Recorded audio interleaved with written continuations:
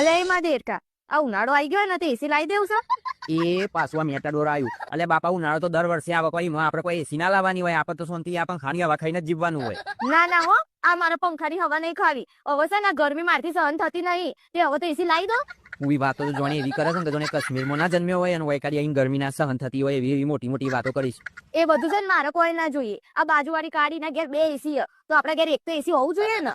ભાઈ તને તો કોઈ બોન બોન નહીં પડતું, તું તો એસી હું લાવી દઉં તો તું તો આખો દાડો એસી ચાલુ કરીને બેહી રહ્યો અને 5-6 હજાર રૂપિયા બિલ આવે તો મારા તો છાતીનો પાટિયા પીઠ થઈ જાય ને. ભલે છાતીના પાટિયા ફિટ થઈ જતા, મારે તો છે ને ઉનાળામાં એસી જોઈએ જ, નગર હું તમારા છાતીના પાટિયા ફિટ કરી દઈ. અરે રે હું કરવું ભગવાન. એટલે બાપા શાંતિ આપણે ધાબા ઉપર ઊંઘી જવું યાર. ઉનાળામાં ઉપર ધાબા ઉપર મસ્ત ઠંડો ઠંડો પવન આવે. ના ના મારે નહીં ઊંઘવા. ધાબા ઉપર કેટલા બસરા કરતા હોય છે.